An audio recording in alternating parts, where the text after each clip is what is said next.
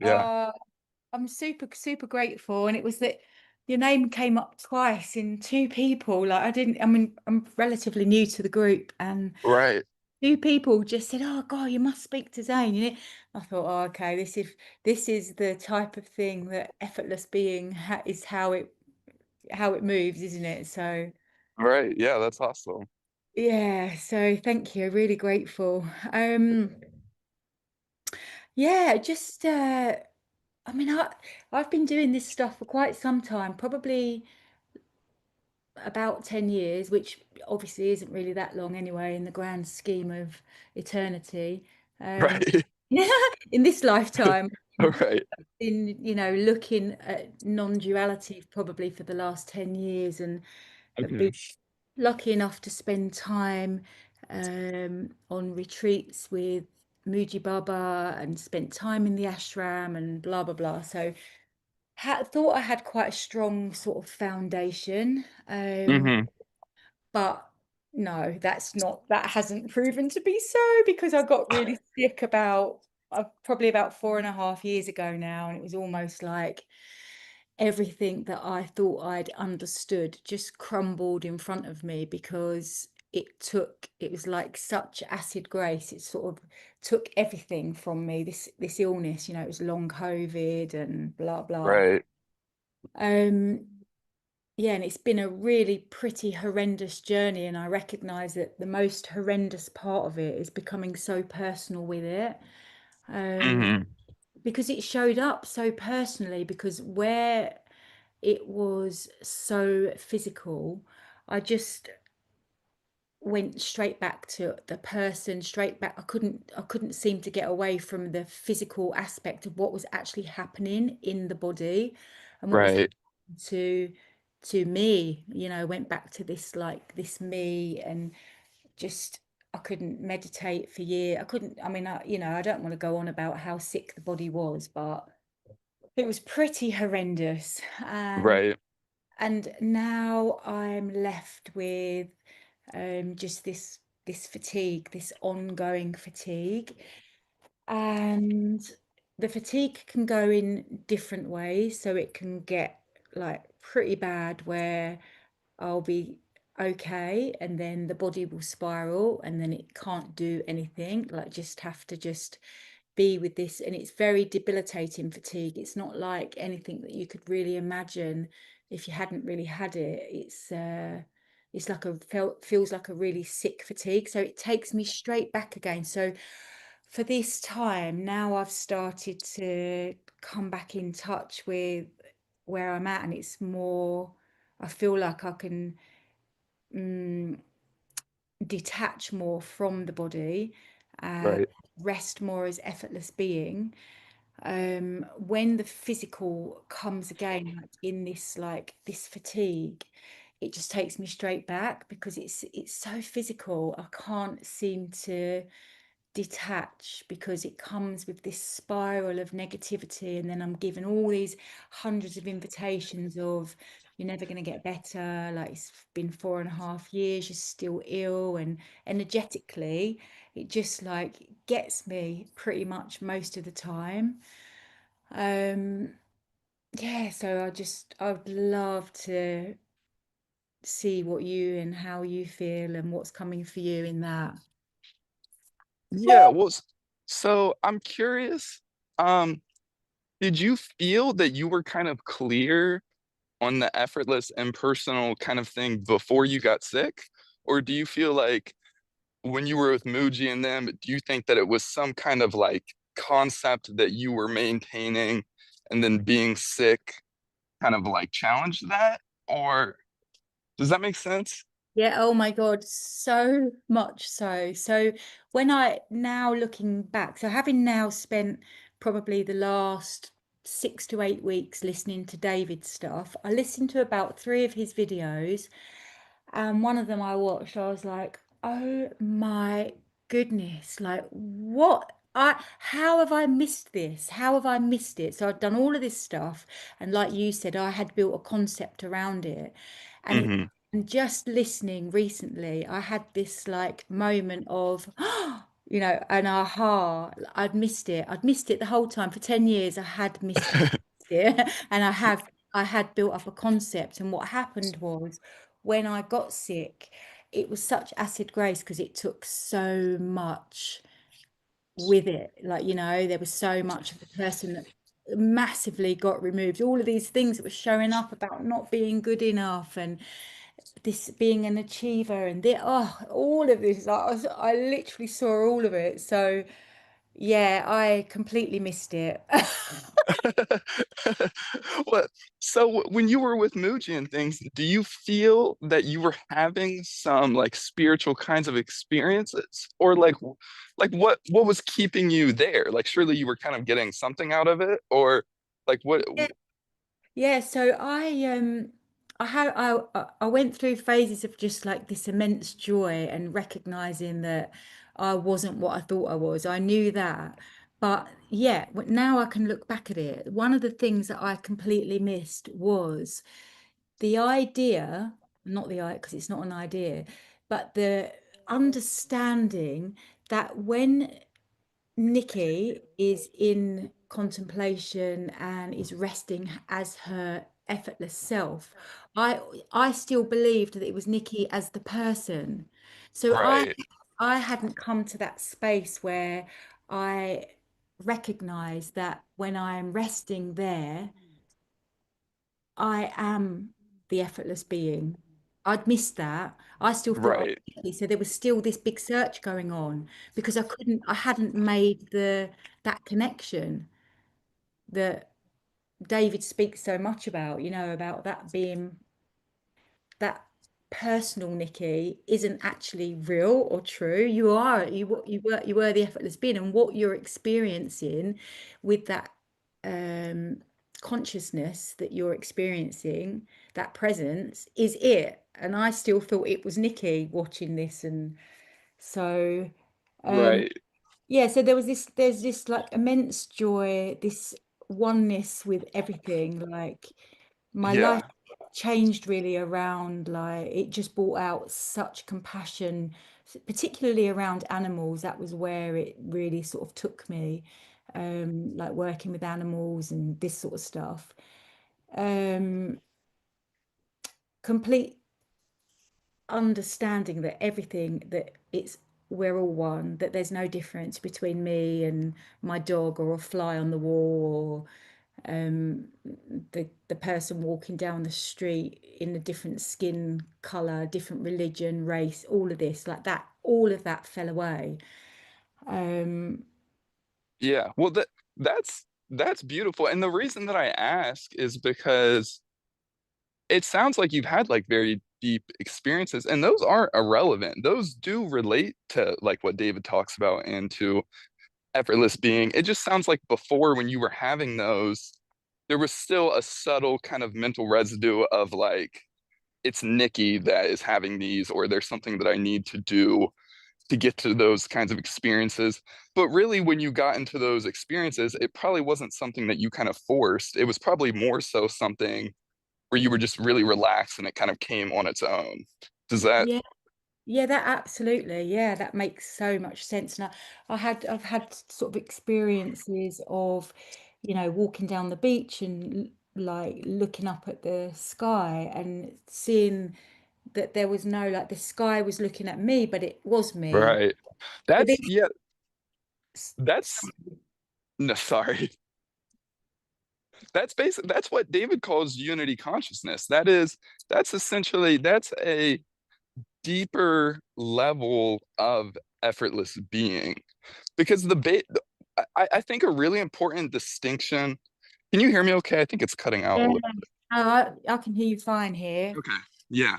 I think a really important distinction to see, and because this was a trap that I was in for so long, where I was thinking that if I'm not in those very deep, unified, causeless joy kinds of experiences like you described, there's kind of the belief that that means that you're not there. That means that like you're not quite Yes. there. But it's really important to see, and this is what David really helped me to get clear on, is that neutrality is the base of it. Like when you're just in that neutrality, just seeing everything is just like equal and just like effortless and personal awareness. That's the base of it. And that's a good place to be. Hmm. And that is very it's very powerful because it neutralizes the low frequency thoughts and emotions that we kind of get invited into. And I think one of the big traps that spiritual seekers fall into is we have those very deep experiences, and then the demiurge, as David would call it, or the lower mind, it knows that we love those deep spiritual experiences, and it knows that we love truth, and it knows that we won't give up on that.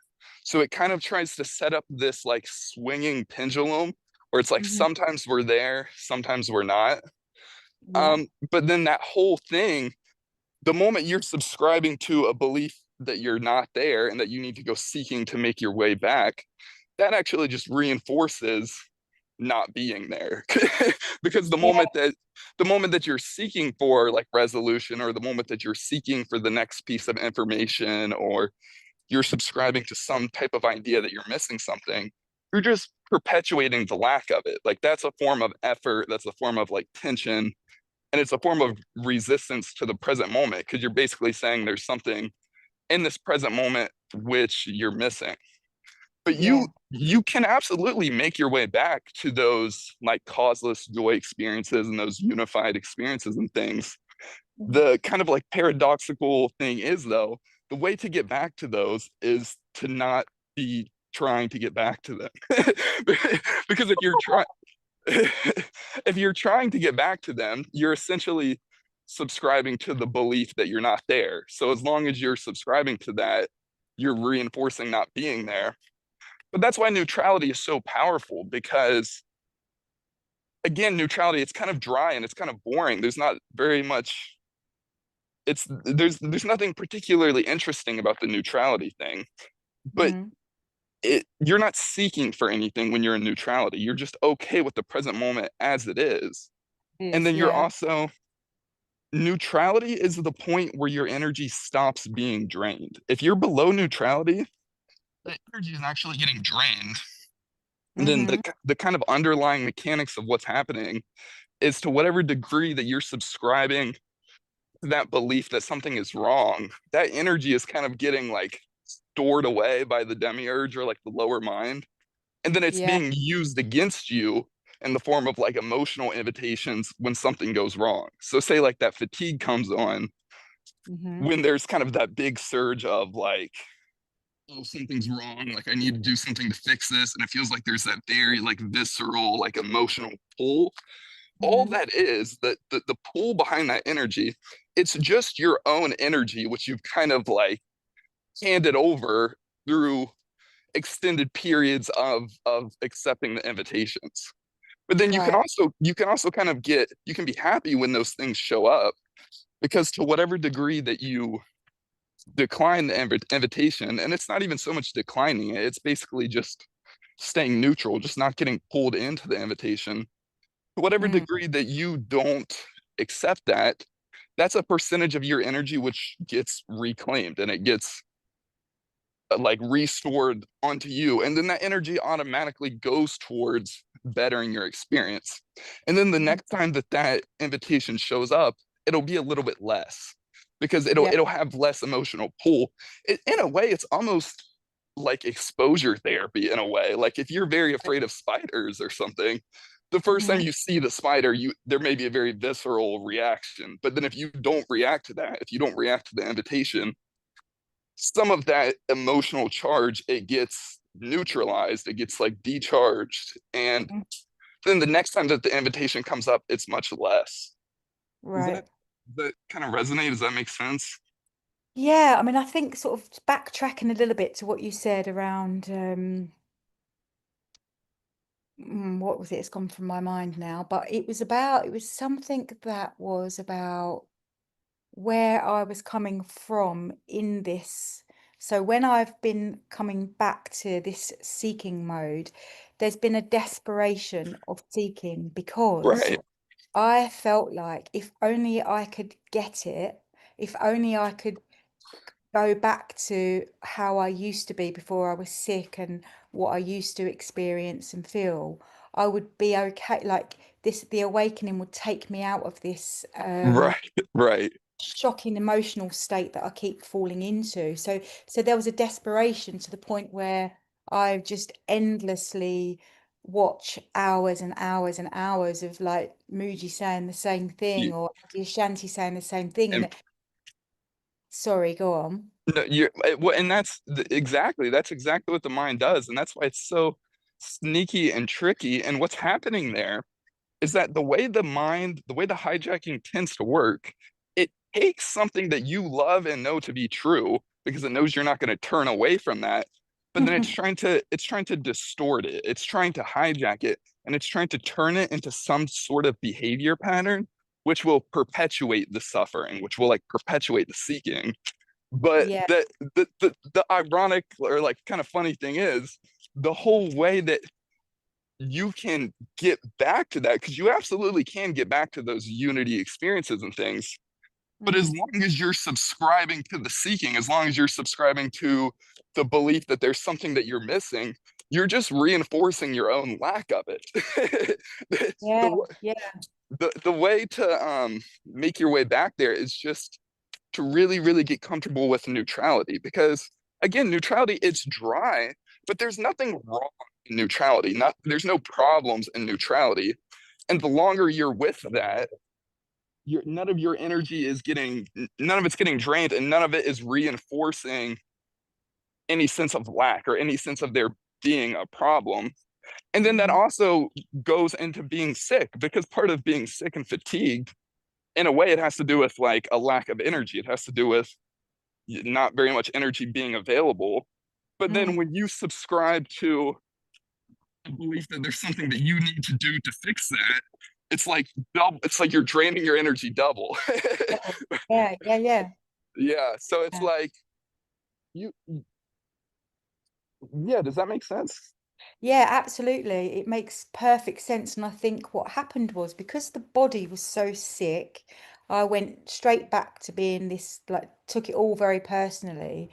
And where it was so sick, and there was not only like incredible sickness, but also this incredible fatigue.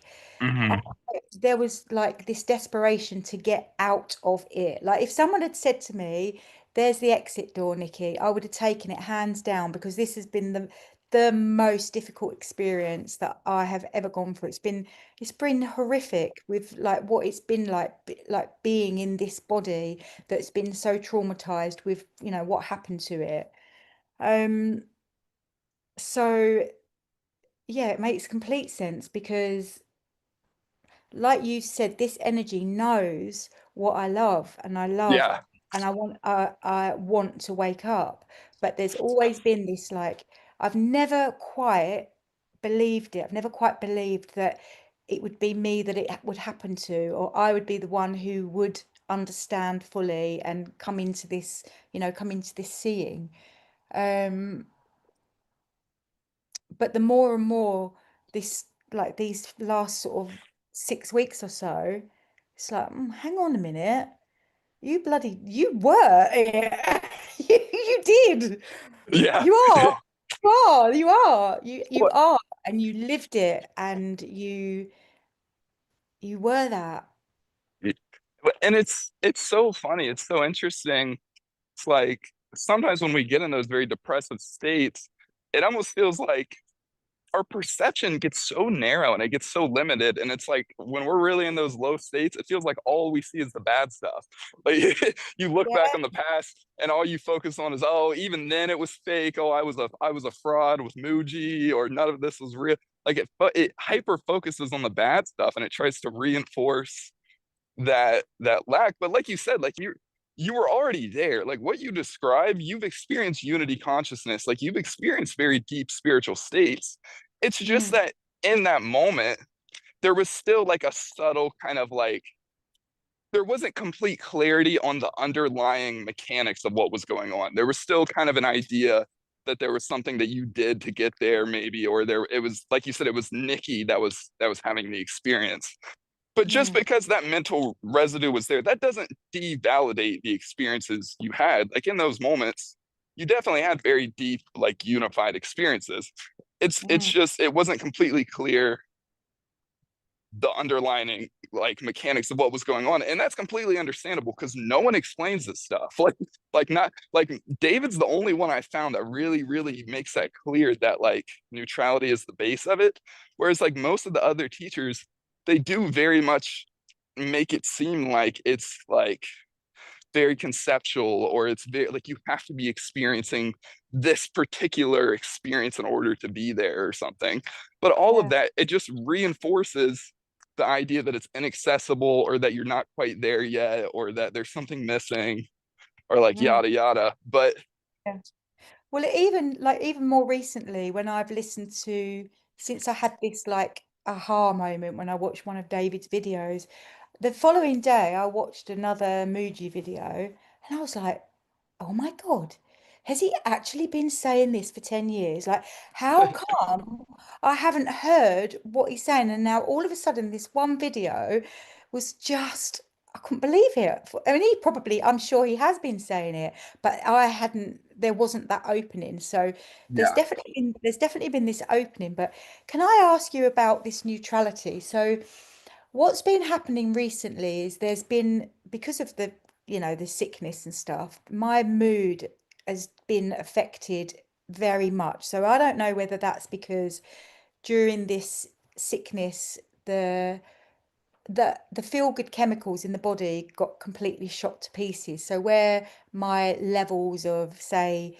dopamine and serotonin and this type of stuff that's like natural for us in our bodies, mine have been hugely affected. So when COVID comes in, it ravages all of the hormones and does whatever it does. So I have had this really low mood, and it's not. I know that it's uh not me, even if it is Nikki the person or the infinite being. I know it's not true because I've never ever experienced it before, but yet there still is experience of very low mood within the body.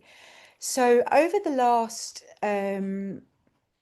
about the last month, I keep having this happen to me, and it's been a little bit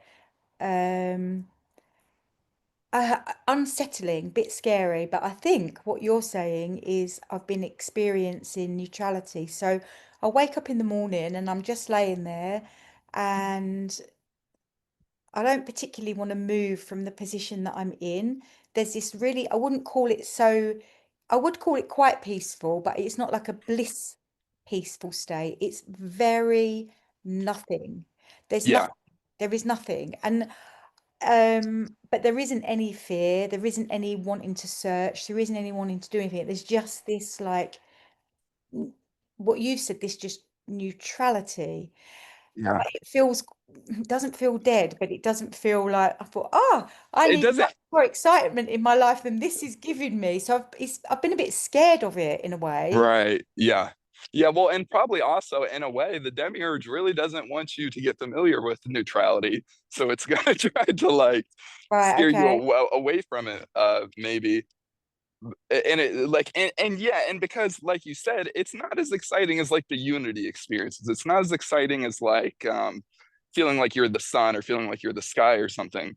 But the thing Mhm, to see is that that neutrality is that's just kind of like a precursor stage to the unity. If you stay with the neutrality long enough and you relax deeper and deeper into that nothingness, right mhm, behind nothingness is fullness. Like when you as Nikki become nothing, you become everything. But because it's the idea of being Nikki that separates you from the unity experiences.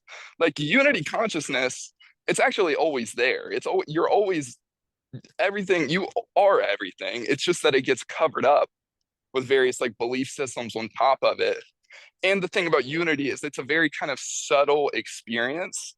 And so if mhm, you have any level of like grossness or crudeness in your perception, which and what that means is like seeking or complaining or like looking, that's a very crude form of perception. That's not like a subtle form. Whereas like just seeing, like seeing is subtle, whereas looking is not subtle. And so like that neutrality experience, that's the base of it basically. Like And then Right. it can drop into um deeper experiences.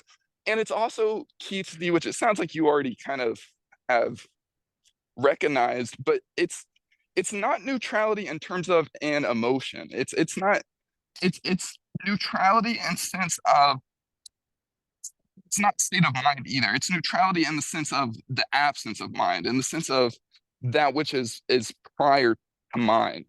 And that's Hmm. important to see because even if you're having some sort of bad emotion or something, you can still be neutral. Just because there's a challenging emotion showing up, that doesn't mean that you're necessarily not being neutral. You can always return to seeing that emotion neutrally.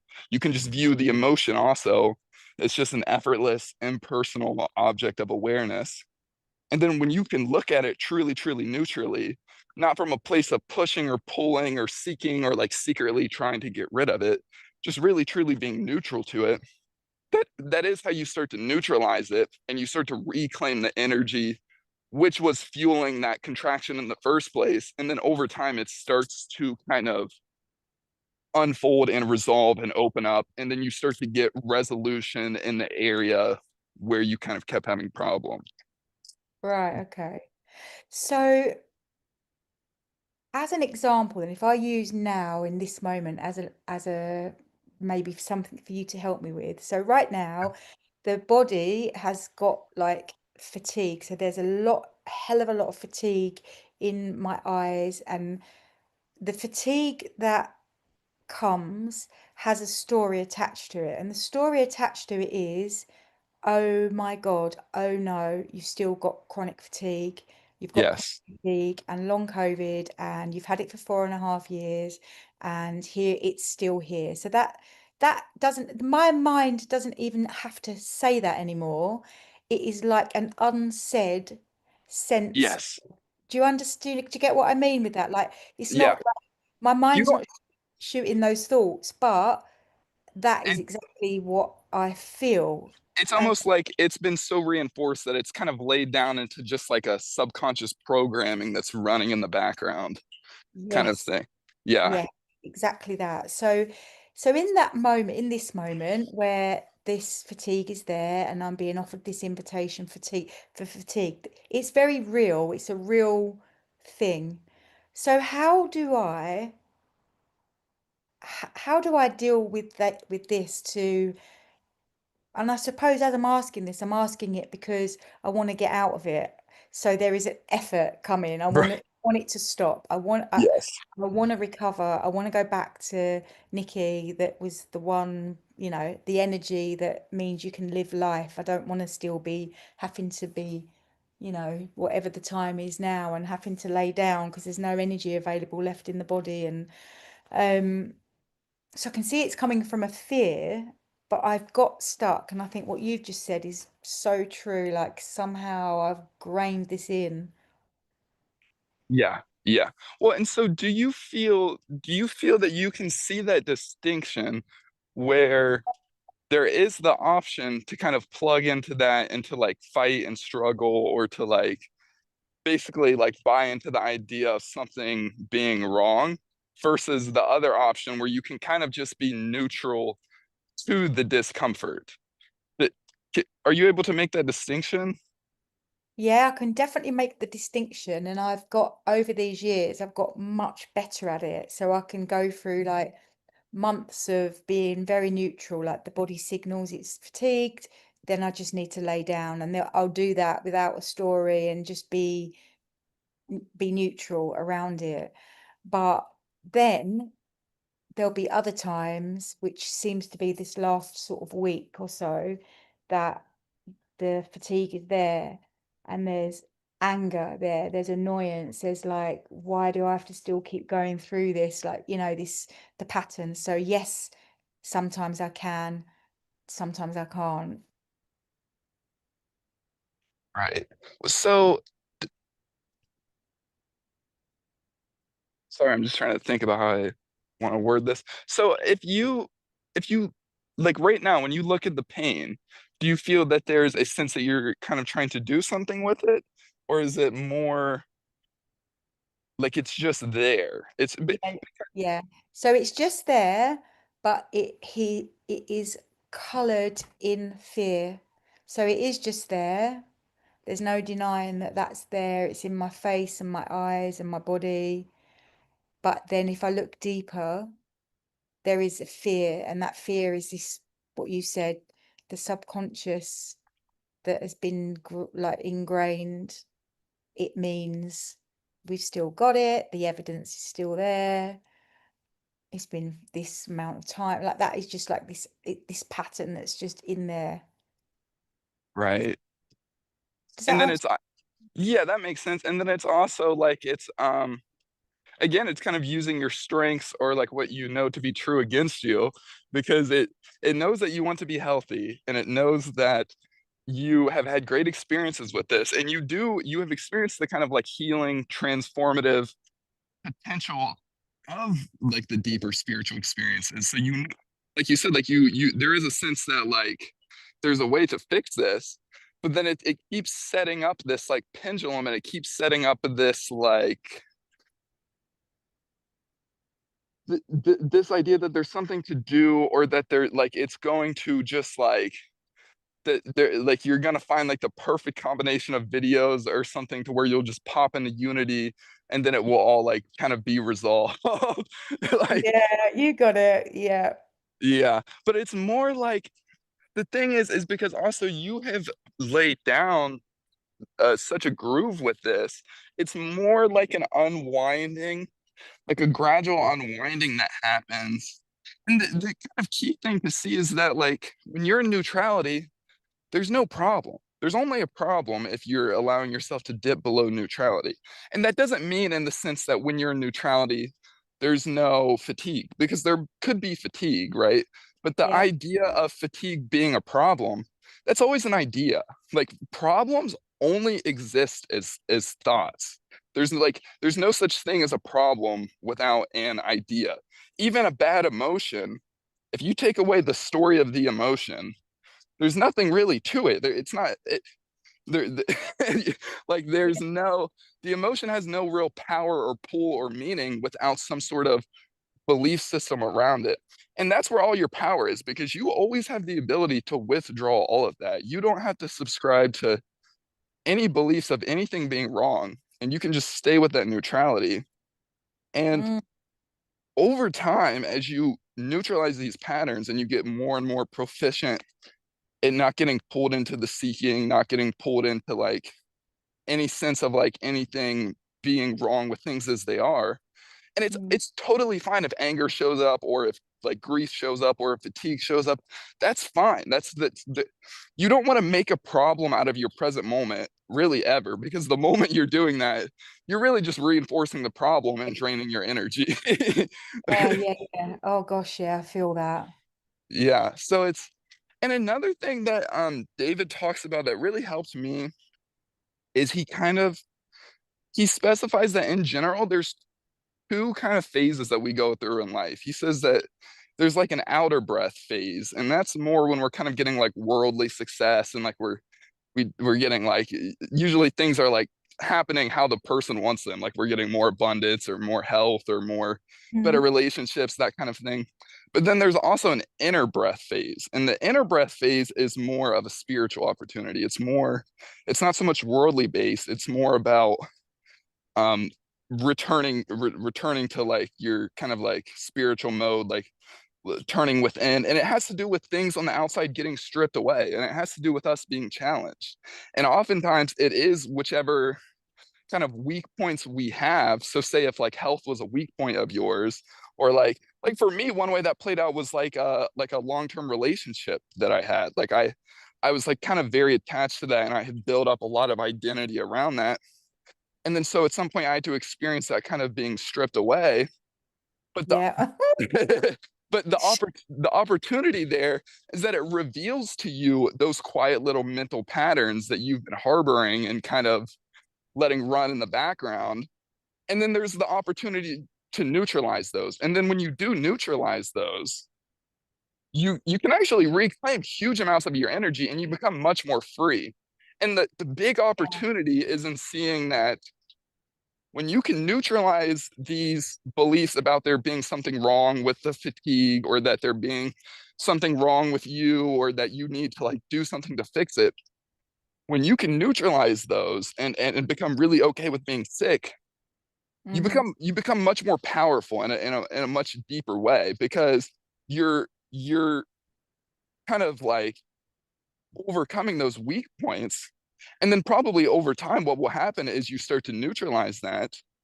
You'll start to see that the whole thing, like you said, I mean, you described it really well, how it was like a acid grace. Like you'll see that like it was like a really beautiful opportunity, because then when you start to get your health back, you can enjoy it so much more fully, because you'll know on a deep felt experiential level that you don't actually need the health, because you were sick and you were fatigued and you were fine then.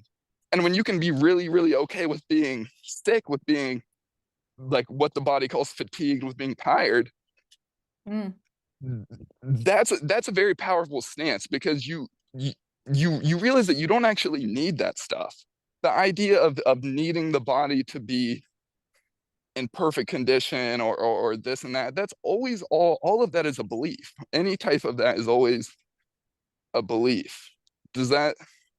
Oh my God, yeah. I mean, it resonates so much, and it's definitely what somehow God wants me to experience and to like, because the the joy that I have now for life compared to say how I was in like 4.5 years ago, it's like incredible in terms of like, the small things and Mhm. stuff that's fallen away is, it wouldn't have, I know it wouldn't have, it's gone into yet such a deeper level, but yet there still is this belief that I need energy to fulfill this purpose, like this like living life. And actually, in the last sort of 6 months, my health has improved immensely. So I'm not now like bedbound or, all of these things. I'm out, I'm back doing a little bit of work. And so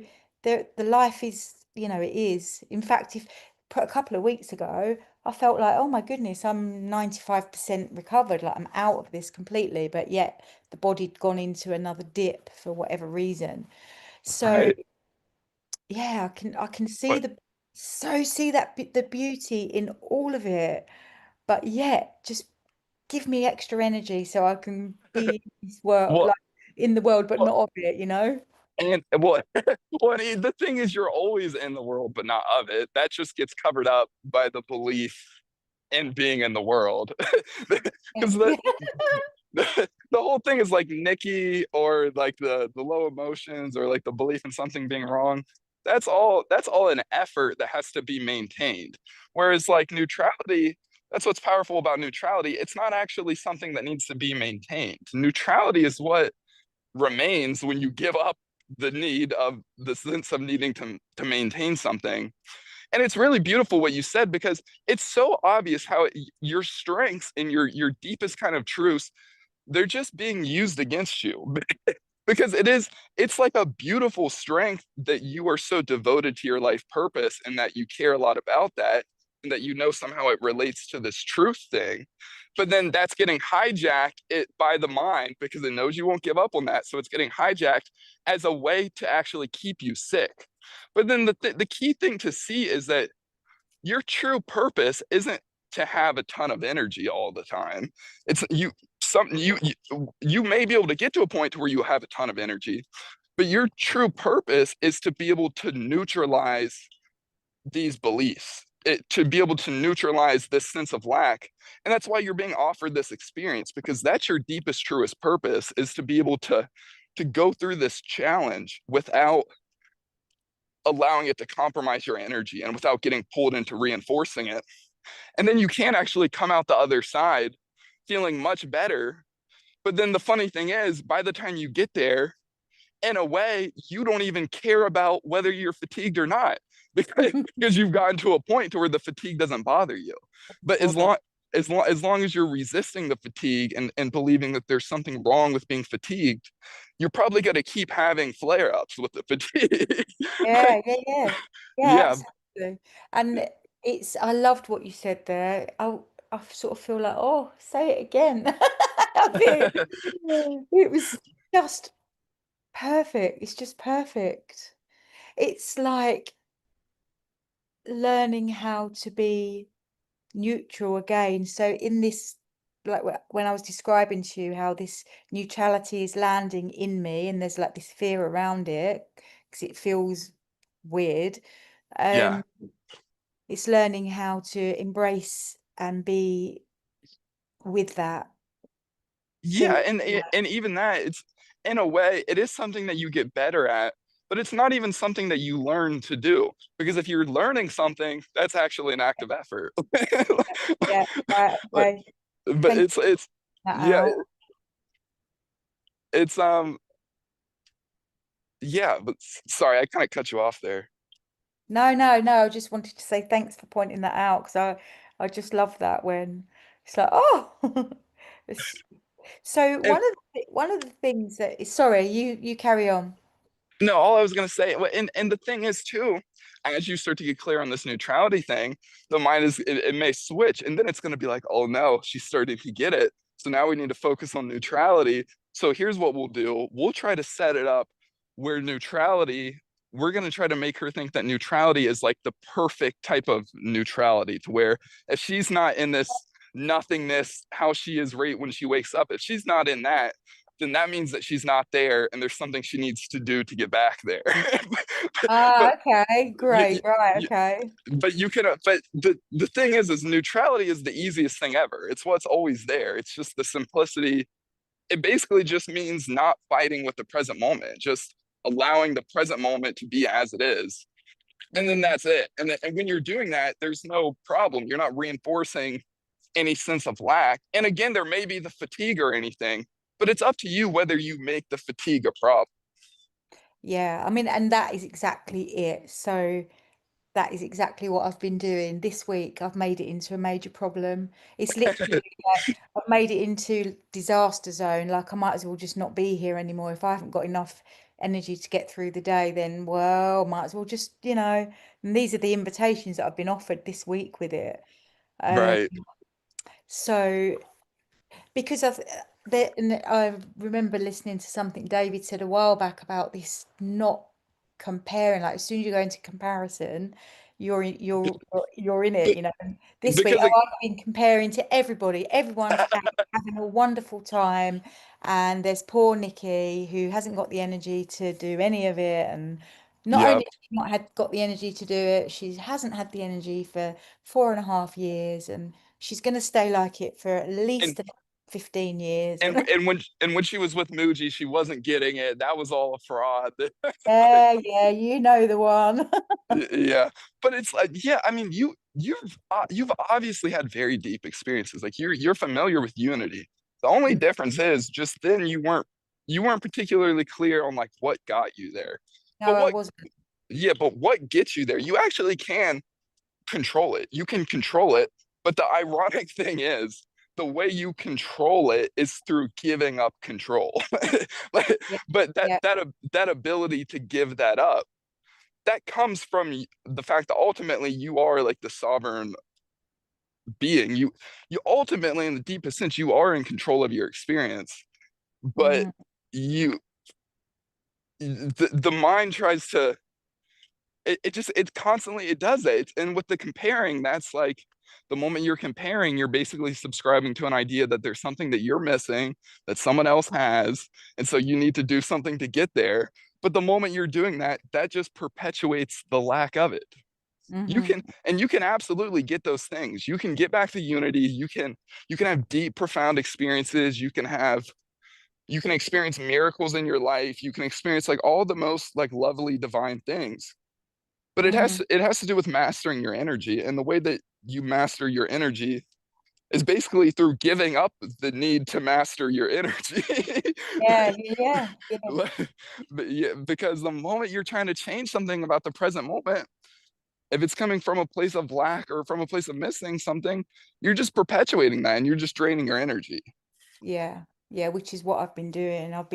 There's this like such desperation to get back to energy. And I can understand how this mind and this thinking works because I've got three kids and a dog and guinea pigs and a hat, all this stuff to do.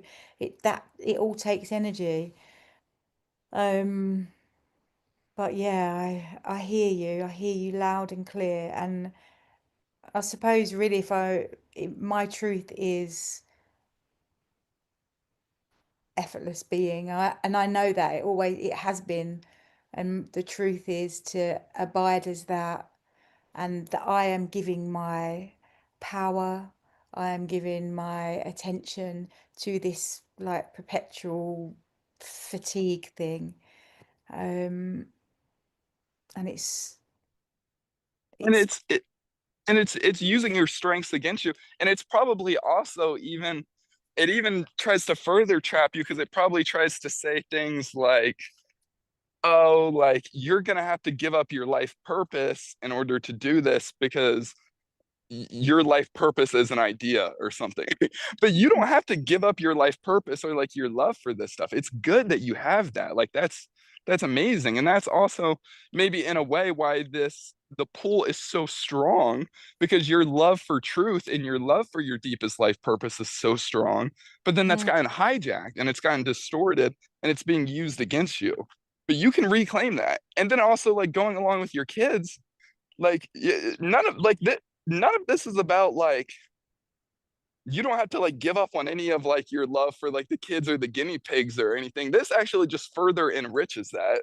And when you're mm, in a place of neutrality, you're actually like a better mom because yeah, another way of looking at neutrality, it's basically being more in the present moment. It's being more present with things as they are because the moment you're in the mind always has to do with past or future. It's always either comparing to the past or trying to like plot for the future by saying like, oh, like things are okay now, but in the future they might not be. So I need to try to do something.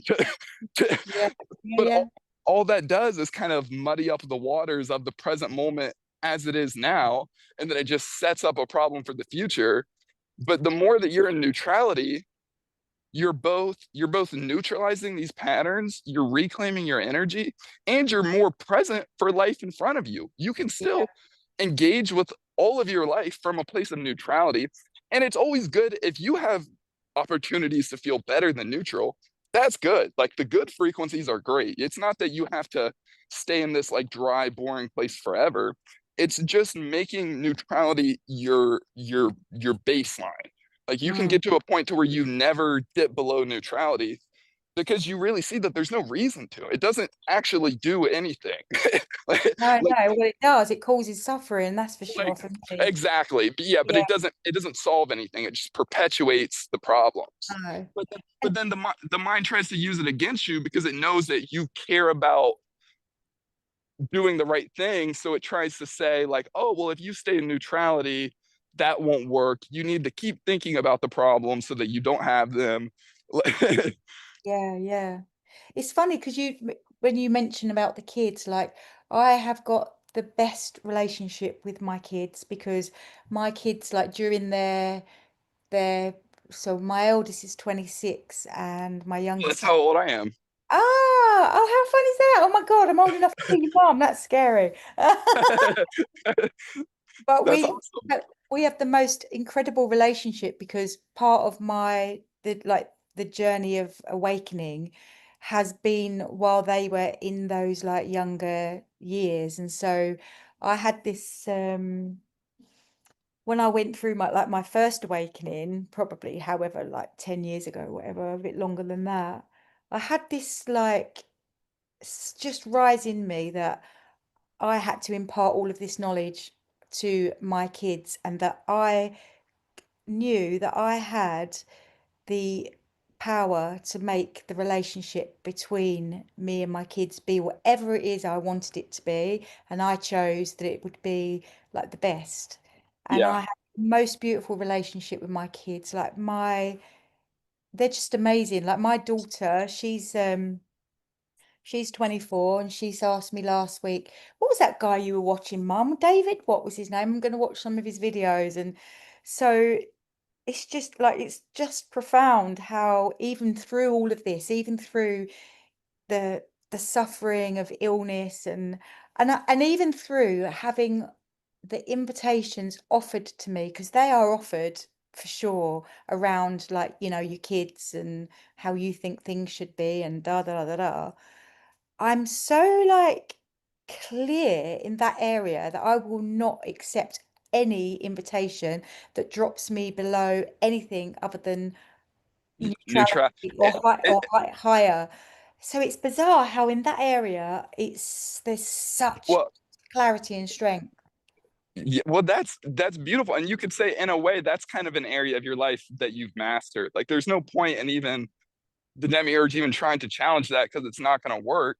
And then Yes. whereas before, like 10 years ago or whatever, when before the long COVID happened, it was you were in a state where you were kind of like doing so well probably, and like there was the unity experiences and things, but then the demiurge and God at the same time, because ultimately it's all God, it's all grace, was kind of like, oh, here's a weak point, her health, we'll focus on that. If we could, throw some challenges related to her health, we'll see how she deals with that. But then it's all an opportunity. It's all, as you start to master that too, you become more and more powerful. And then in the same way that you have that unwavering, just like firmness in terms of your kids, where you just know that like ultimately, like this is like, I'm not going to fall for these invitations. You can develop Mhm. that with your health, and you can develop that with, it's different for different people. Some people it's more like to do with money. Some people it's more to do with relationships. Some people it's like, Yeah. yeah, Bizarre because even like the money thing, somehow I arrived knowing, and I've had this very clear knowing the whole of my life that I would always be all right for money. There would never be any effort. Money is just abundant, and it's my life has always been that, always. So there's this very strict, but I felt like that belief came, or that whatever that is, came with me. Like I was born with that from and the relationship, the same thing, although the relationship has been challenging, but not really, a little bit, not much. But yeah, you're right, it's the health, and it's always been, I suppose, if I look back, mine has always been around, like there's always been this weakness around health for me, like but like this relationship with the body, and certainly before I woke up, there was this strong relationship around body image and body dysmorphia, but that probably a yeah, women go through. There was a lot of that. So, oh my yeah. God. That makes so much sense. And that's beautiful. And yeah, like it's, when you put it like that, it's so clear that like the health thing was, maybe you could almost say it was like your Achilles heel. It was kind of like Yeah, the one thing which, if was challenged, it also had the potential to jeopardize everything else. Because when you were in the worst of your worst, you probably start to feel almost like, oh no, this is impacting my ability to be a good mom, or this is impacting my absolutely. ability to, but then also you can see the flip side of that, how exactly like you said, it's all grace, because what it's doing is it's challenging that, so that you can see that that's not true. Like your ability to be a good mom, in the deepest sense, it doesn't actually have anything to do with your health. Like your health could never jeopardize that. The only way that that could be jeopardized is if you buy into the invitation that that it is Yeah. jeopardizing Oh it. my God, that's so true. That Wow. Wow. There's so much clarity. So I think that there's always been this like there's always this fear, a fear. So this is what the route maybe that I don't want to take, and I need to be very conscious of, is that there's a desperation to start now being neutral. And if I can be much more neutral, I'm going to get better, because that ultimately is still there. It's still in my thinking that I need to get better. But what we're yeah. seeing is you need to get rid of that shit. You need to not need to basically don't care whether you do or you don't. Yeah. Yeah, Yeah. because if you're wanting to get better, if you're secretly wanting to get better through the neutrality, then you're not truly neutral. There's still the sense, if you want to not be sick, then you're obvious. The other side is that you're saying there's something wrong with being fatigued. But Yeah, yeah. you That is definitely play. I can feel it. I can feel it playing out in the background, this like, yeah, that we'll do this and then we'll get out and of it. and there can be the knowing because ultimately all of this stuff, all of this, there's no point in learning any of this stuff if it isn't making things better. Like ultimately, it is about making your life better. There can be the knowing that if you really kind of get proficient in this neutrality, things likely will open up and your health will resolve. And sometimes it's not always the specific thing. Sometimes our life opens up in a completely different direction, but it's so amazing that it kind of neutralizes or cancels out like the fatigue or something. Like things Mm. can absolutely get better, but that's kind of like the paradox is that again, the way for things to get better is to not be wanting things to get better. Because the moment you're subscribing to the belief that things need to get better, you're subscribing to the belief that there's something wrong with the present Something moment, wrong. and then Yeah. you're just perpetuating it. You're just reinforcing suffering, and you're just draining your energy. You're actually just further fatiguing yourself. Yeah, yeah. Got it. Yeah, it makes so much sense. And I really have spent the last 4.5 years trying to change my And current experience. one thing that just came to me, in a way, this whole physical fatigue thing, it's almost like the perfect symbol of like the energetic fatigue. Like it's almost like you had to experience like having the physical fatigue. That's almost like it's for you to get really, really clear on the underlying like what David would call the energetic implications of the dualistic realm. Because the Mm, thing is, any type of emotion or thought below neutrality is fatiguing you. That's what this is all about. It's learning to stop fatiguing yourself through seeking, through comparison, through judgment, through those kinds of things. And so mm, the way that you're dealing with this physical fatigue, it's almost like you're dealing with it on the most like gross level. Like it's like life is really, really forcing you to like get clear on this. Like yeah. but you can see how it's like it's exactly like you said, it's the greatest grace, it's the greatest like opportunity. Because Mm, if you can conquer this, you can get to a point to where this doesn't bother you. What can bother you? Like you know what I mean? Like you can like you really can get to a point to where you kind of feel like unstoppable and like untouchable because like life has thrown up your greatest challenges in your face and you've neutralized them. Like you can look the beast in the eye, which is like the fatigue, and not flinch, not be bothered by it. Just allow it to be as it is. And mm, and then there's like this deep sense of like strength that comes with that. Like there's just this deep knowing that no matter what shows up, it's exactly the same way you feel with your kids, how you know that with them, like you're just not going to buy into the invitations. You can develop that kind of divine strength with everything, with your health, with the money, which it sounds like you already had. You can have it mm. with your whole the whole kind of scope of what's possible for your life. And then it's like, and then your limits are boundless. Like like you Wow. Yeah. And it's amazing because there is such a, there's been such a belief that that is not possible around health and around, but it must be. Of course it must be. If I can do it in other areas, then why do I, in the moment where the invitations are offered, where fatigue's there, whatever, whatever's being shown to me, why yeah. do I doubt that I don't have the authority over that?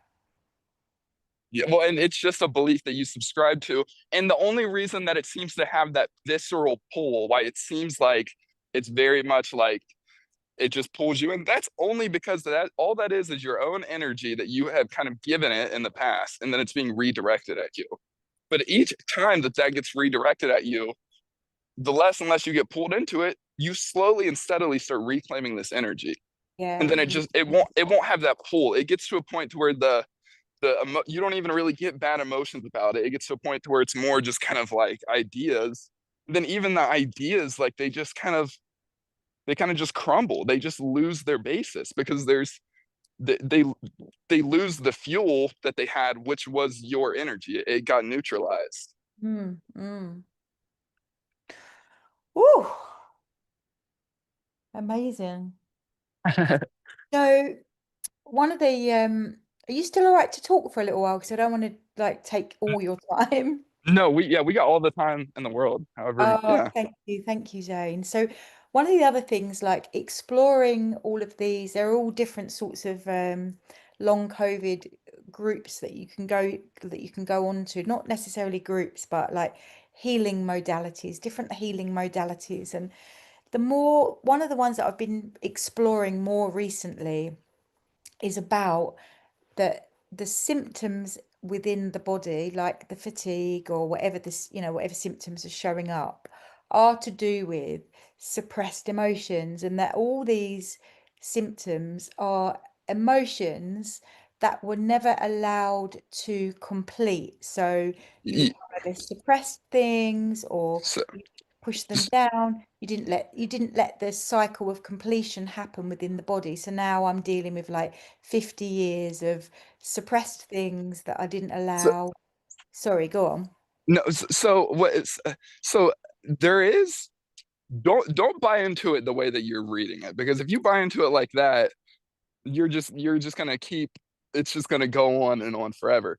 There is Yeah. truth to that, but the truth to what you're describing, it doesn't so much have to do with like emotions that have to complete the circuit.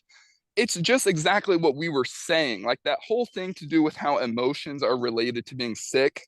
What it Mhm. is, it goes back to what we have been saying this whole conversation. It's just, it has to do with the underlying structure of energy.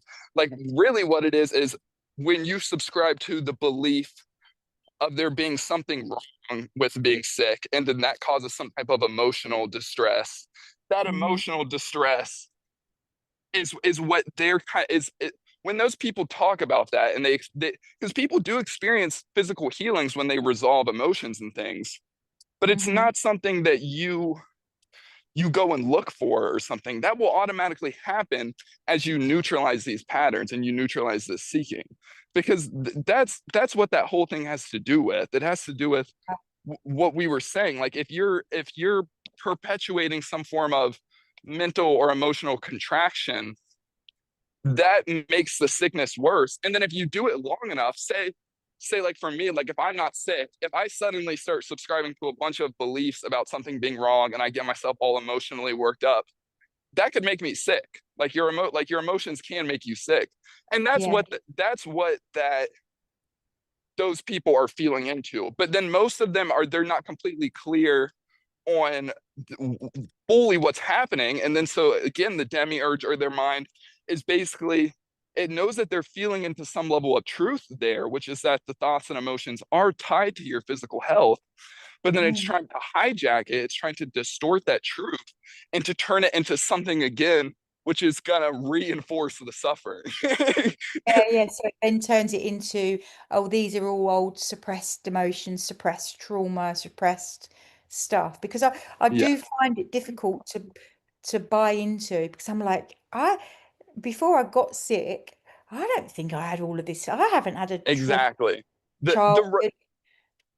the But the, it keeps the trying to take me back down these routes. I'm like, oh, okay, well, maybe I should go this way because maybe this is what's going to help me get better. But yet again, it's doing what you said. It's not being neutral. It's going back into there is a problem. There's something wrong. Let's go like down into our past to see if we can find something that will tell me why I feel like this. Yeah, because all the repressed emotions, the true aspect of what those people are feeling into, the repressed emotions, that's just the emotion that you get when you start to feel like there's something wrong with being fatigued. So, like, say if you're feeling fatigued and then you're like, oh, this is awful, and then you start to get sad about that, that emotion, that sadness, that's the kind of like repressed emotion, but it's not like it's like this repressed emotion from childhood or something. That's just the energy that you have fed this cycle. And so that it's turned into some sort of emotional contraction. But if you Oh, just neutralize it, that's it. That's all there is to it. It's there's not like it's not like it's something that's lodged in the body that you need to go look for or something. Like, does that make sense? But Yeah, totally. Because when I had a really bad day yesterday with it, and I'd gone into this spiral of emotional, God knows what, because the fatigue was so bad. And I can see that because it's like I'm part of me is trying to label it as like, oh my God, I must be releasing a load of childhood trauma and blah blah blah. But actually, it's a load of bullshit because if I hadn't have had the fatigue and I hadn't have got so upset about being so fatigued and my life not, not being able to carry on in my life and blah blah blah, I wouldn't have been feeling any of that. exactly. That anger, all it was probably a buildup of times in the past where you got upset over this. The demiurge almost kind of knew that you were getting closer to resolving this. So it's like, oh, I know what I'll do. I'll take this reserve of energy and I'll throw it at her in the form of anger. And that'll mess her up. That'll get Yeah. her like, Yeah. that'll set off a whole cycle of seeking, and then we'll have her right back where we want her. Like, Yeah. So when all of this happens, and so this is like this sort of cycle happens, then what will happen is the body won't be able to sleep. So I'll be awake all night, and then I'll be searching around in the night, different like David videos to listen to or anything, because the mind is just kicking off crazy. yeah. Um, and it can't sleep and it's like woo, trying to sort everything out and maybe I need to do this particular diet and maybe I need to go carnivore, maybe I need to get blah, blah, blah, blah, blah, blah, off it goes. And so in those moments there is that it's very difficult to find that neutrality because it's on one, it's like on steroids, like going crazy. But then the key is the neutrality is actually always there. It's even when there's that craziness, you can be neutral to that craziness. It's not that the craziness has to be gone for the neutrality to be there. Because again, the neutrality, it's not a state of mind or an emotion. Neutrality is kind of just like the empty space which is around everything else. Neutrality is just like what's always there.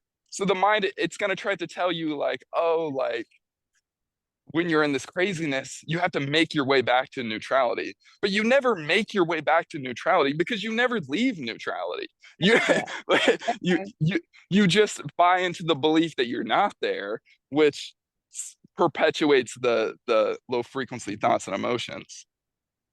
Right. So in the moment where low frequency thoughts and emotions are rushing around all over the show, there is just this um staying with, not going with the belief that that has to go or be any different, just staying with the neutrality that is there in that moment. Yeah, that's just always there. And there's different kind of ways of looking at it work better for different people. Some people kind of, I think earlier you said you kind of look at it as just like detaching. Like that's like a good way to put it. Some people look at it as just kind of like observing. Some people, one thing like David talks about is like using impersonal language. And I think that helps a lot Yeah. too. Like instead of saying like, oh, I'm freaking out or something, you can just be like, no, there's just effortless impersonal awareness of a sensation called nervousness or a sensation called tiredness. Like you can just completely take the wind out of those things by just viewing them as just effortless impersonal objects of awareness. Because that's Mm, all everything is. At the base level, everything is equal. At the base level, everything is just basically perception. It's just things that you're aware of. And it's only when we focus on one of those things and we plug into it that it starts to feel like it's what we are or like it's larger than life kind of thing. yeah.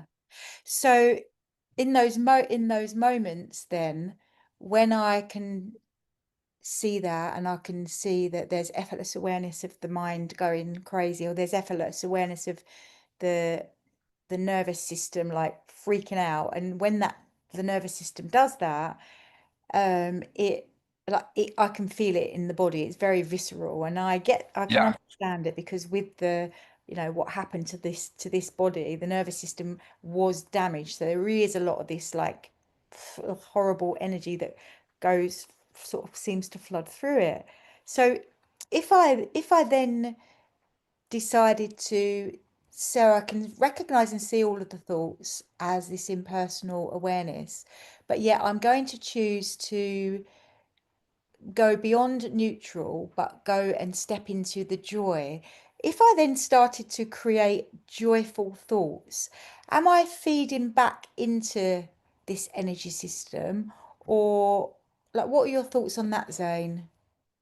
It depends on how you're doing it. If you're able to authentically just move into joy, that's great. If you're genuinely just able to just go into joy by just like feeling better, that's great. I mean, that's yeah, Okay. but like if it's coming from a place of like you're trying to like drown out the bad thoughts with like happy thoughts, Yeah. that that probably wouldn't work because you never in general, another way of looking at it is you never want to be reacting. Like reaction is always below neutrality. Reaction always has to do with repeating patterns, perpetuating suffering, like feeding the problem.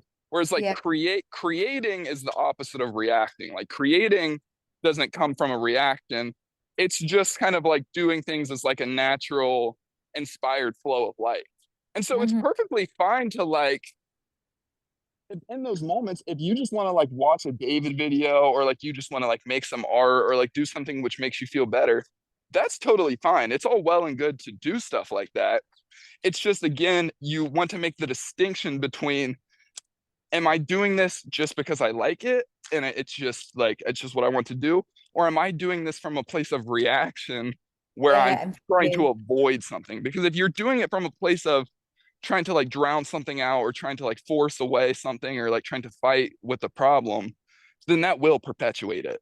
But at the same time, it's there are many times where like that was a thing for me after my David conversation. Anytime I would watch the videos, my mind would come in and say, like, oh, if you're watching the videos, you're just reinforcing the fact that you don't have it. Like, so you should stop watching the videos because if you really understood this, you wouldn't watch any videos.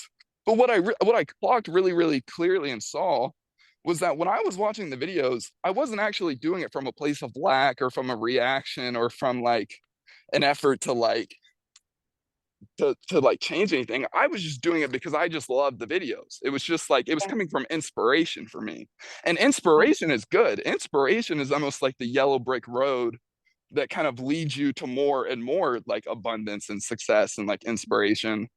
But Mm. the mind is constantly trying to like intervene and like mess things up. So it'll both say like, oh, you need to watch the David videos to feel better. But then when you go to watch the David videos, it'll say, oh, since you're watching the videos, you're just perpetuating it. like it can go either way. Yeah, yeah. Wow, what a show. It's when you see it, it's amazing because you can really see how it does that. It takes your strengths and it basically tries to distort it or it tries to turn it into like something that's going to maintain suffering. Yeah, yeah. I always think about it's like that part of my mind that says, eat the cake, eat the cake, eat the cake. And then you eat the cake and it's gone, oh my God, that's terrible. You've eaten the cake. You go, it's Exactly. the same one, isn't it? The same one. And that's why the Buddha like says that like the nature of the mind is suffering because the mind is always it always deals in something being wrong or comparison or this or that. Like it always that's what the mind always does. Mm. But you can integrate the mind in a good way. It's not that like you get rid of the mind. Like obviously anytime you use words or like there's lots of good purposes of the mind. Anytime you talk, you're using the mind. There's good tools for the mind. It's just you don't want to be using the mind below neutrality.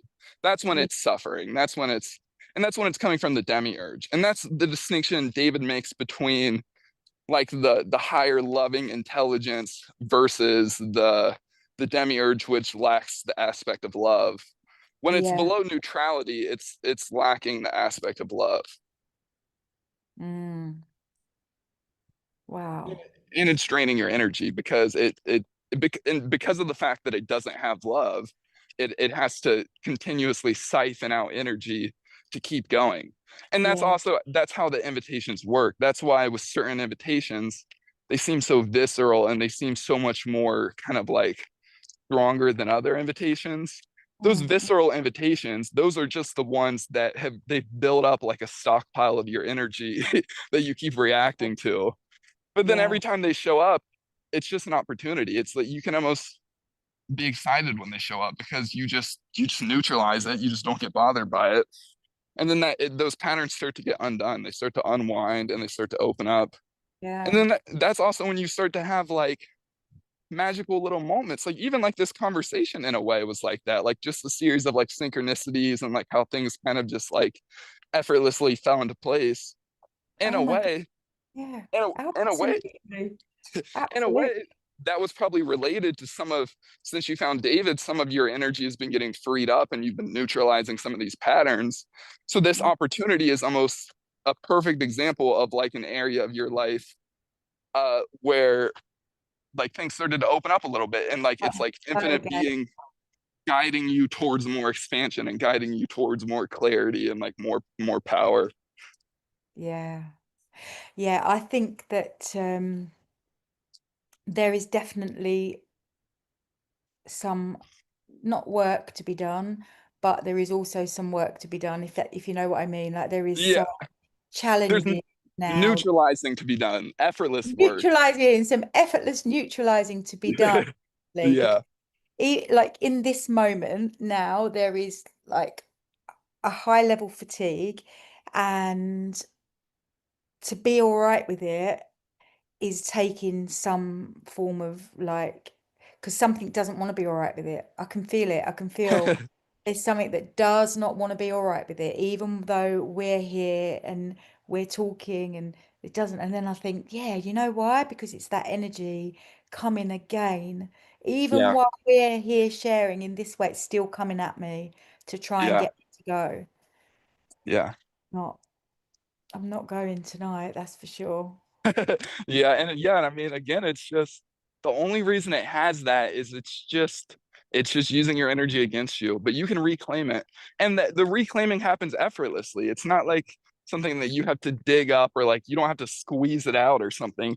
It just happens automatically because I mean, you are the infinite creative free being. The whole way you're even able to have the fatigue and things that comes from your own freedom. Like it's all opportunity. It's all grace. Like it really, really is. And like and the fact that you see that too is beautiful. Like you started off the conversation by saying like you know that this is like in like an acid grace. Like that is what it is. This was kind of like your maybe like your Achilles heel, like the one weak point.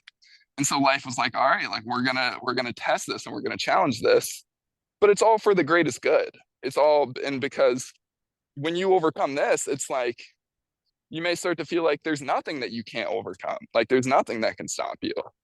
Mm.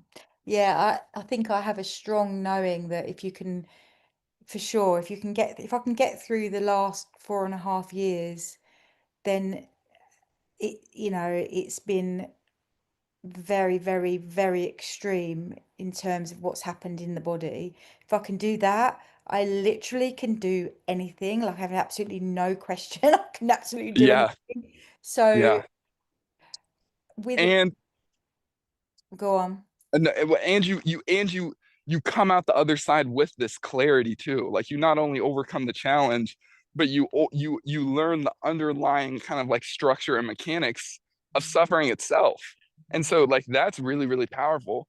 And then what's double powerful and beautiful about it is by going through this, it's almost like you're accumulating keys which you can share with others. It's like since you've been through that experience, you'll be extremely proficient at guiding others who have been in a similar situation. And you'll be Yeah. able to meet them where they're at on a felt level. You won't just be talking about being sick as like a concept or something. You can be like, no, like I've lived that. I know how strong it can be and everything. But there is a way out. There is a way to neutralize it. And there's a way to reclaim your energy and like your kind of mastery over your life. Yeah, yeah. Wow. I'm excited. That's amazing. That's beautiful. Oh, it's been such a joy. I can't believe it. I just looked at the clock and I was like, how has that just happened? How have we been chatting for this long? Just like that. It's gone like no time. That's how these conversations always go for me. It's like sometimes I'll look and it's been 3 hours and you're like, holy cow, like Wow. Yeah. yeah. Oh, amazing. Wow. Well, I feel like it's for me, it's like coming to, I can feel this like natural end coming. Because there's a lot to have absorb and absorbed, Yeah. and yeah, just it feels natural right now to just take all of that and just be like, wow. Yeah, I, well that's I feel, perfect. oh, oh, it's so nice to meet you. So Yeah, it was really good. thank you, thank you. I've loved it. I'm Yeah, smiling well now. If you can't, I know you can't see, but I'm just sitting here with a great big smile, just like ah, it feels so happy.